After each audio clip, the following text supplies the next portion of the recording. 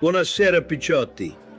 I'm Mimmo Quartararo, and tonight I'll tell you about the cursed treasure of Dutch Schultz, the millions he buried in the New York woods that drove hard men crazy. Winter of '98, Bensonhurst, a back room off 18th Avenue that smelled like camels, espresso, and old varnish. A dying old-timer named Dockman Freddy, thin like a coat hanger in a suit, called me over. He'd run numbers in East Harlem when Roosevelt was still on the radio. He pressed a little oilcloth bundle into my palm and said, "Phoenicia, water that sings. 3 stones, 2 crosses. You want it, Paisa? Hamuni." Then he laughed until he coughed blood.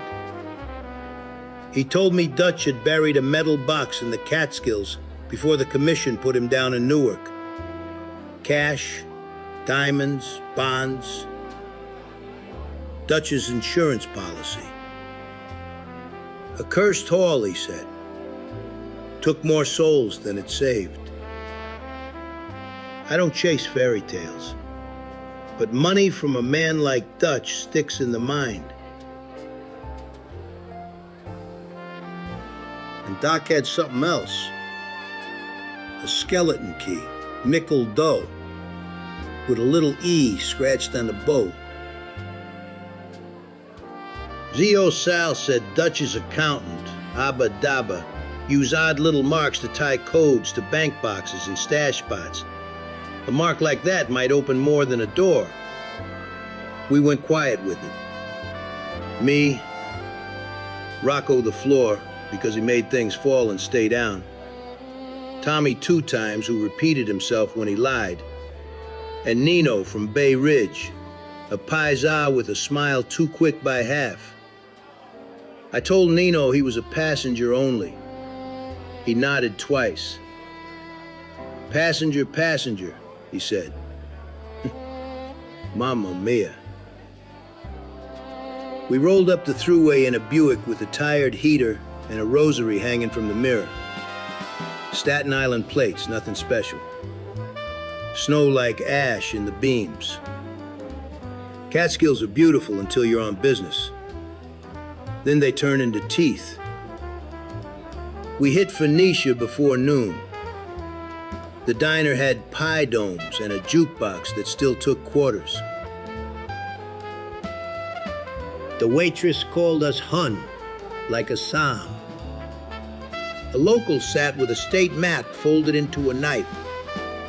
Big Irish head, red knuckles. Name was Sweeney.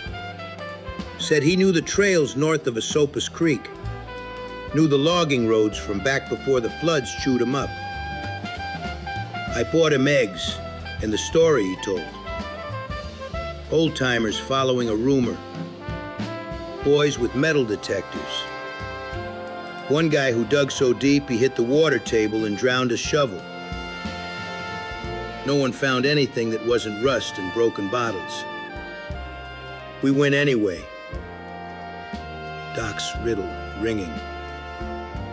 Water that sings. 3 stones. 2 crosses. We followed Esopus along a deer trail until the snow thinned, and the creek did that music thing it does around the bends, like a choir trapped under ice. Across the way, 2 old graves on a knoll, crosses crooked and thin. Past that, a tumble of boulders in a triangle. Rocco shrugged. 3 stones. I felt that key like a hot coin in my pocket.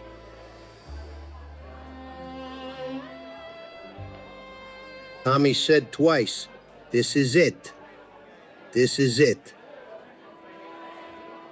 We work quiet. No shouting, no smoking. The shovel bit the ground like a reluctant dog. We found a layer of beer caps, then roots thick like wrists. Sweeney kept lookout. Nino watched Sweeney. I watched Nino. The soil gave a cough and settled. And there was the corner of a metal something, cold even through the gloves. We scraped it free.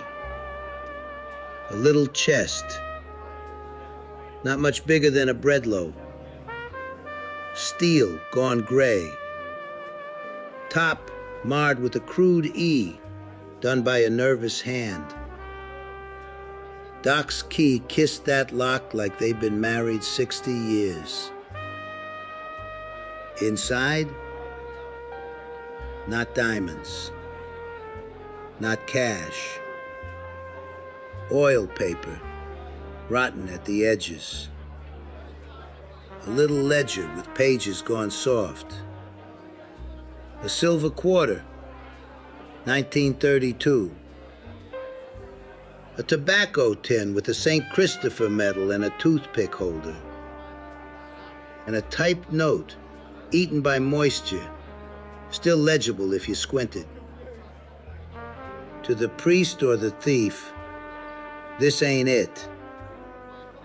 It's just the map.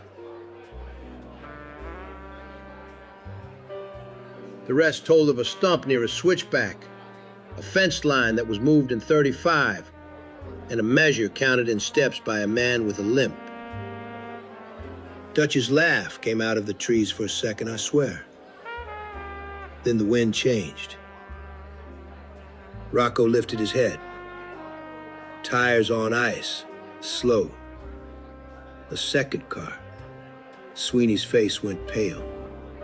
He whispered, "You weren't the only ones here in stores in town." From the trees stepped 3 men in a row like bad news. 2 with beards that tried to look like hunters. The third in a leather coat with a city haircut. Nino raised his hand to wave. He waved to the leather coat like they were cousins. I felt my stomach go cold. "Wey, Figuillo, you bring friends?" I said. Nino's smile died. "Passenger, Mimmo."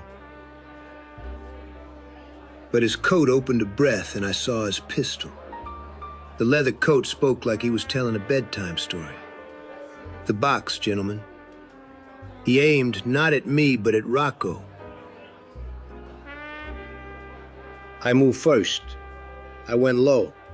Snow in my socks, my heart like a mule. Rocco nudged the little chest into the hole with his boot. Tommy drew on the leather coat and said twice, "Don't do it. Don't do it." One of the hunters got jumpy, and a shot cracked the trees. Birds lifted. It ricocheted into a rock and no one fell. For a second, we were statues in a saint's garden. The creek sang. I showed my palms. "We can talk," I said, and meant it. That's the thing about curses. They love heat. They die in silence.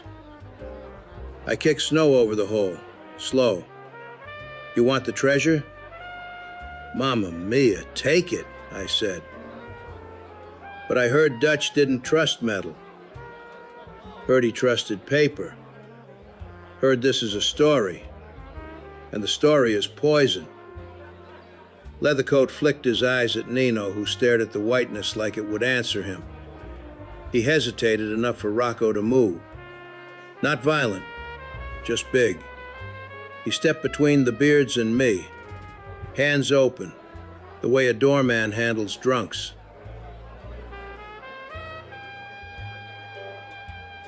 Sweeney, bless his red knuckles, let loose a curse in Irish and threw his thermos at Leathercoat's knee.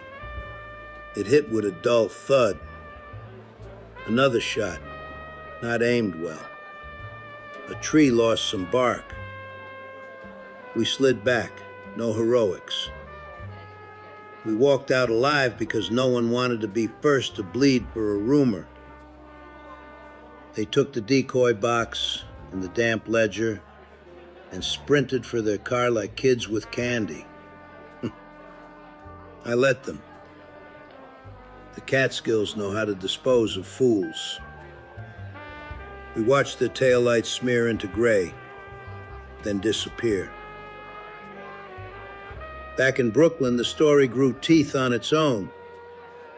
Nino vanished to Jersey, then Miami, chased by men who didn't like paying for nothing.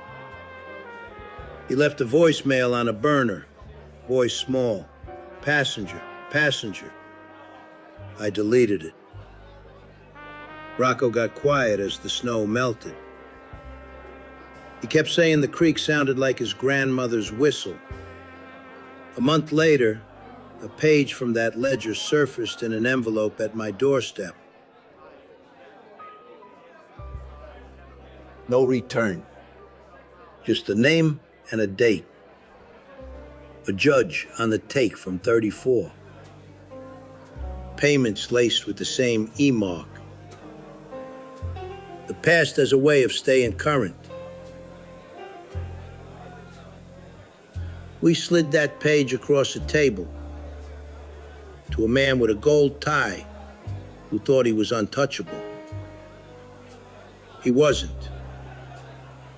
He didn't go down. He went straight. Overnight. Favors appeared.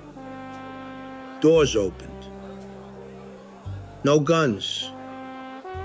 No headlines. Just gravity. A cursed treasure that turns into leverage. That's the kind of money I understand. I went back once, alone, in late fall when the Catskills go copper, and the tourists forget the names of the towns. I stood by the knoll with the crooked crosses. The creek sang the same bad joke. I listened for Dutch in the water and only heard my own breath. I took the oilcloth Doc gave me and I buried it there, deep. I left no mark.